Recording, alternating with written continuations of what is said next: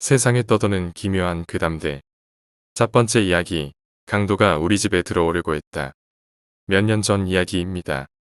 우리 남편은 트럭 운전수라 한 달에 반 정도는 집을 비웁니다. 그 무렵 큰딸이 태어나고 얼마 되지 않았을 때라 저는 육아와 가사에 치여서 하루하루가 매우 지쳐있는 상태였습니다. 조금 노이로제 비슷한 상태가 되어 여러모로 초조해하고 있었죠. 그 무렵 살던 집은 3룸의 낡은 아파트였는데 층간소음도 심한 탓에 그것 또한 수면 부족의 원인 중에 하나였습니다. 방음이 되지 않다 보니 딸이 울면 이웃 사람들이 불평할 때도 찾아서 밤에 아이가 울면 그대로 밖으로 나가서 한참을 어르다 들어오곤 했지요. 그런 어느 날 그날따라서 딸이 심하게 보챘습니다. 새벽 1시 무렵이었지만 저는 아파트를 나와 어두운 골목에서 딸을 안고 어르고 있었습니다. 30분 정도 지나자 딸은 울음을 그치고 잠이 들어서 방으로 돌아왔지요. 아기를 침실 안쪽 침대에 누이고 저는 지쳐서 거실 의자에 앉았습니다. 피로 외로움이 몰려와서 멍하니 앉아 있었습니다. 불도 켜지 않고 우유를 따른 잔을 손에 들고 그저 멀리서 트럭이 지나가는 소리를 들으면서 가로등 불빛만 비치는 어두운 방 안에서 멍하니 앉아 있었습니다. 그런데 어디선가 끼익끼익하고 금속을 마찰시키는 것 같은 소리가 희미하게 들려왔습니다. 처음에는 신경도 쓰지 않았습니다. 큰 길에서 들려오는 자동차 소리에 섞인 잡음 같은 걸로만 여겼지요. 하지만 소리는 계속 들려왔습니다. 혹시 쥐나 벌레가 있는 건가 싶어서 고개를 돌려서 소리가 나는 쪽을 보았습니다. 소리는 아무래도 금방 제가 들어왔던 현관문에서 들려오는 것 같았습니다. 뭘까 싶었지만 일어날 기력도 없어서 그냥 문만 바라보고 있었습니다. 끼익끼익하는 소리가 잠시 이어지더니 현관 자물쇠가 서서히 돌아가기 시작했습니다. 강도라고 생각이 들었고 아까 제가 집으로 들어오는 것을 본 것인지도 모릅니다. 아기와 나 둘만 있다는 것을 알고 있는 걸지도 모릅니다. 심장이 미친 듯 뛰기 시작했습니다. 손에 든 잔에서 우유가 넘쳐 흐를 만큼 손이 벌벌 떨렸습니다. 목소리조차 나오지 않고 그저 천천히 돌아가는 자물쇠를 보고 있을 뿐이었습니다. 뭐라도 해야 한다는 초조한 마음과는 달리 지친 몸은 움직이지 않고 멍하니 돌아가는 자물쇠를 바라보고 있을 뿐이었습니다. 그러던 도중에 철컥하고 소리가 나고 자물쇠가 완전히 수평으로 돌아섰습니다. 당황해 시선을 돌려 체인 쪽을 보자 다행히 체인은 걸려 있었습니다. 저는 겨우 숨을 내쉬었습니다. 지금 일어나 불을 켜면 놀라 도망갈지도 모른다고 그렇게 생각했지만 어찌된 일인지 몸은 굳어 일어서지도 못하고 그저 벌벌 떨면서 문만 바라볼 뿐이었습니다. 그러자 손잡이가 서서히 돌아가고 문이 천천히 열렸습니다. 바깥 등불이 어두운 방에 가늘게 비춰서 들어옵니다. 과호흡 때문에 흐트러진 숨을 입을 눌러 참으며 덜덜 떨리는 몸을 움켜안고서는 제발 체인이 걸려있는 것을 알아차리기만을 빌었습니다. 문은 천천히 열리다가 체인 때문에 멈췄습니다. 부탁이니까 돌아가 주세요. 여기 들어와도 돈이 될 건 아무것도 없어요. 나는 마음속으로 얼굴 모를 침입자에게 애원하고 있었습니다. 그러자 그 소원을 듣기라도 한 듯 팽팽한 체인을 확인하고 문이 서서히 닫혔습니다. 지금이다. 달려가서 빨리 문을 잠궈야 한다. 라고 생각을 했고 굳어버린 하반신을 들어 올리려고 테이블에 팔꿈치를 올렸습니다. 하지만 문이 갑자기 또 열렸습니다. 포기하지 않았구나. 저는 가벼운 절망을 느끼며 여전히 굳어있는 채로 문을 바라보고 있었습니다. 열린 문 틈새로 둔하게 빛나는 큰 팬츠 같은 게 들어옵니다. 이러다가는 죽는다. 그래, 아이를 지켜야지. 설령 나는 죽는다 하더라도 우리 딸만은 어떻게든. 저는 속에 쌓인 두려움과 평소 억눌려 있던 감정을 해방하되 큰 소리로 소리쳤습니다. 나 자신은 어찌되든 상관없지만 딸만은 지켜야겠다는 생각이었습니다. 아마 제대로 된 말도 아니었던 것 같습니다. 그와 동시에 우유가 든 잔을 문을 향해 힘껏 내던졌습니다. 잔은 우연히 팬츠에 부딪혀 깨졌고 우유가 사방에 흩날렸습니다. 팬츠는 밖에 있는 사람의 손에서 떨어진 듯했고 현관에 반쯤 고개를 들이민 채로 천천히 떨어졌습니다. 그리고 문 너머에서 누군가가 달려가는 소리와 함께 인기척은 서서히 사라졌습니다. 그 후에 저는 현관 안으로 들어와 있던 펜치를 밖에 내던지고 문 손잡이를 잡은 채 벌벌 떨었습니다. 옆집 대학생이 내 고함 소리에 놀라서 상태를 보러 온 듯 했지만 노크도 않고 돌아가는 모습이 문 틈새로 보였습니다. 설령 그가 노크를 했더라도 내겐 대답할 여유가 없었을 것입니다. 저는 깨진 잔의 다리가 베었는데도 그저 손잡이만 잡고 벌벌 떨고 있었습니다. 1시간은 그러고 있었을까요? 경정은 되찾을 수 없었지만 떨림은 좀 잦아들었습니다. 저는 혹시 범인이 돌아올지도 모른다는 생각에 경찰에 신고했습니다. 빈집털이범이 들이칠 뻔했다고 신고하자 몇 분 지나지 않아서 사이렌이 울리고 경찰차가 나타났습니다. 저는 경찰관을 보자 눈물이 멈추지 않아 오열했습니다.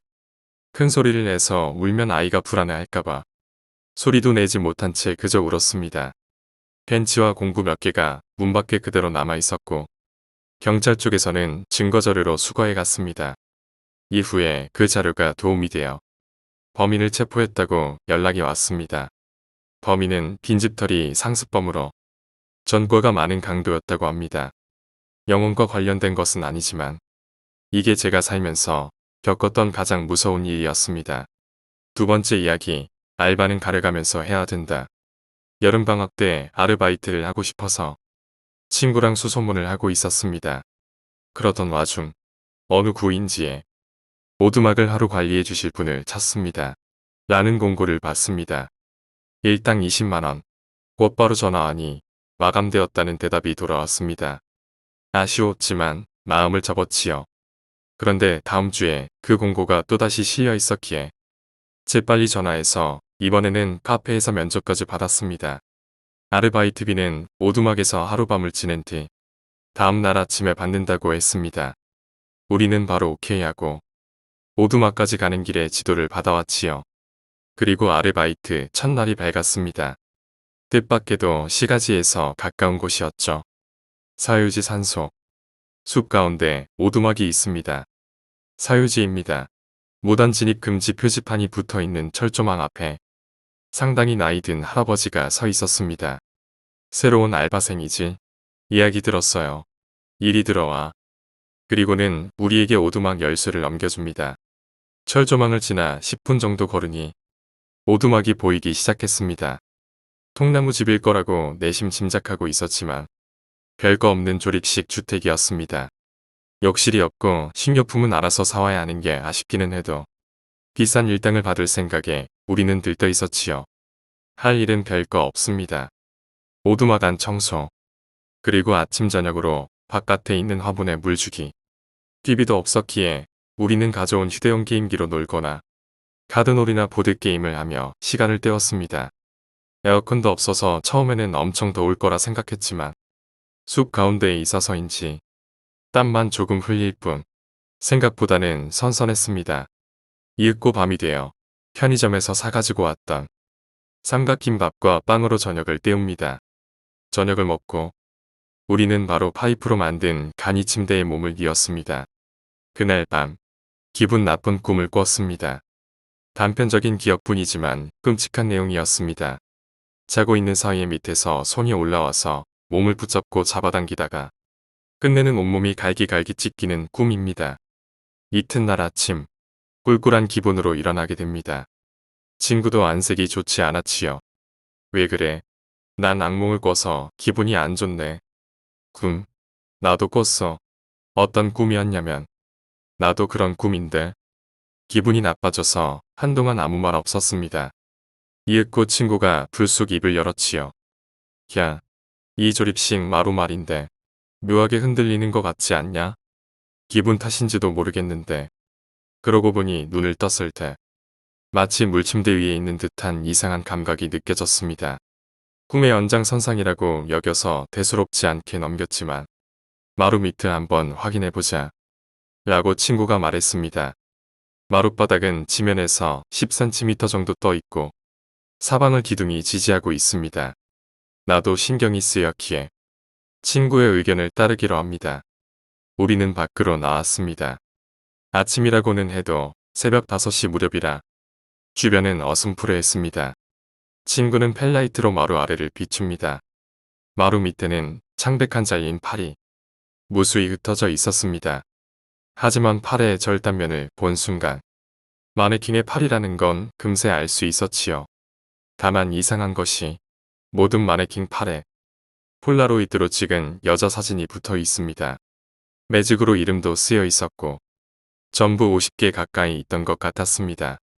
마네킹인 것은 직접 만져서 확인했습니다. 뭐야 이거?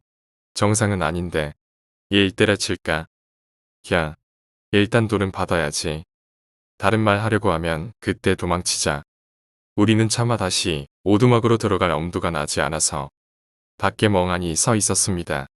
이런저런 이야기를 나누는 사이에 아침 7시가 되고 어제 봤던 할아버지가 왔습니다. 수고했어요. 일찍 일어났네요. 여기 일당 받으세요. 할아버지는 돈이 담긴 듯한 봉투를 건네며 말을 덧붙입니다. 혹시 사흘 더 일할 생각은 없어요? 일당 20만원씩 더해서 60만원 줄게. 아니요. 괜찮아요. 라고 우리는 단호하게 말한 뒤에 돈을 들고 재빨리 도망쳤습니다. 뒤를 돌아보니 할아버지는 불쾌한 것 같은 얼굴로 휴대폰을 귀에 대고 우리를 째려보고 있었지요. 그 이후부터는 그 아르바이트 광고를 본 적은 없습니다. 아마 그 오두막도 사라졌겠지요. 세 번째 이야기. 귀신에게 끌려들어갈 뻔했다. 10살 정도 무렵. 나는 몸이 이상하니 많지 약했습니다. 일주일 정도 감기로 들어누웠다가 감기가 나으면 일주일간은 건강했고 그러다가 또 일주일간 들어눕기를 반복하는 것이었습니다. 그것도 매번 40도가 넘는 고열이 나서 의사가 장기 입원을 권유할 정도였지요. 그런 탓에 집에서 가만히 누워있는 일이 많았기에 그날 역시 집에서 자고 있었습니다. 평소에는 어머니만 계시지만 이날은 우연히 아버지도 계셨기에 옆에서 간병을 해주셨습니다. 내가 자던 방은 가족 침실 역할을 하던 방으로 북쪽에는 벽장이, 남쪽에는 베란다가, 서쪽에는 거실로 가는 문이 있습니다. 그리고 동쪽에는 아파트에 어울리지 않는 천장까지 닿는 장롱이 벽 전체를 메우고 있습니다. 나는 그 장롱 쪽으로 발을 뻗고 오른쪽으로 머리를 두고 누워 있었지요. 그렇게 멍하니 천장을 바라보고 있는데 갑자기 다리가 장롱 쪽으로 끌려가는 듯한 느낌이 들었습니다. 아버지는 언제나 짓궂은 장난을 치곤 하셨기에 나는 또 아버지가 장난을 걸고 있다고 생각했지요. 그래서 거실 쪽을 바라보며 어머니에게 말합니다. 아빠가 또 장난쳐. 그랬더니 부모님 모두 깜짝 놀란 얼굴을 하고 거실에서 나를 바라보시는 것입니다. 그걸 알아차리자마자 다리가 또 질질 끌려가기 시작했습니다. 처음처럼 슬슬 잡아당기는 게 아니라 엄청난 기세로 잡아당기는 것이었죠. 잡아 끌려서 머리가 이불 속으로 파묻힐 무렵에 부모님은 내 이름을 외치며 달려오셨습니다. 어머니는 내 양손을 잡고 위로 잡아 끌기 시작했습니다. 나는 너무나도 혼란스러워서 뭐야? 뭐예요? 왜 그래? 라고 외치다가 다리 쪽을 보게 됩니다. 어머니가 안 돼. 보지마. 라고 소리쳤지만 이미 내 눈에는 그게 들어온 뒤였죠. 장롱 아래쪽 서랍에서 손 2개가 튀어나와서 내 발목을 꽉 잡고 있습니다. 그 손은 마치 뱀이 섞인 괴물 인간처럼 손가락이 3개였습니다. 그리고 그 손은 검은 바탕에 붉은 반점이 여기저기 있어서 마치 무당벌레랑 반대인 느낌이 들었습니다. 장롱 안은 보라색으로 빛나고 있었습니다. 나는 완전히 이성을 잃어서 마구 소리를 질러댔습니다. 그러는 사이에 아버지는 물과 나뭇잎을 가져오셨습니다. 그리고는 그 손과 내 다리에 물을 뿌리고는 나뭇잎으로 손을 마구 내리쳤지요. 하지만 손은 전혀 놓을 것 같지가 않아서 점점 무서워져서 울었습니다. 내 울음소리를 듣자 아버지는 인내심의 한계를 느꼈는지 다리를 잡은 손을 직접 두드려 패기 시작합니다. 몇십 번이고 온 힘을 다해 때렸을 것입니다. 갑작스레 손이 스르륵 내 발을 놓더니 장롱 안으로 빨려 들어갔습니다. 내가 손이 사라진 후에도 계속 울자 아버지와 어머니는 손 잡아줄 테니까 걱정 말고 한숨 자. 라고 말하셨지요. 그 이후 그 손을 다시는 본 적이 없었고, 하지만 나는 그 이후 벽장이나 장롱 쪽으로는 결코 발을 뻗지 않습니다. 그 손이 나타나고 3개월 뒤에 우리 집은 이사를 하게 됩니다. 그리고 이사한 후에는 지금까지 그렇게 심하다 감기 몸살이 싹 사라졌습니다.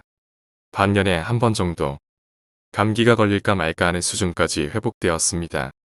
이 사건을 계기로 나는 물론이고 부모님까지도 초자연적 존재에 대해 믿게 되었습니다. 정확히 무엇이었는지는 알 수 없지만 아직도 떠올리면 등골이 오싹해지는 어린 시절의 공포 체험입니다.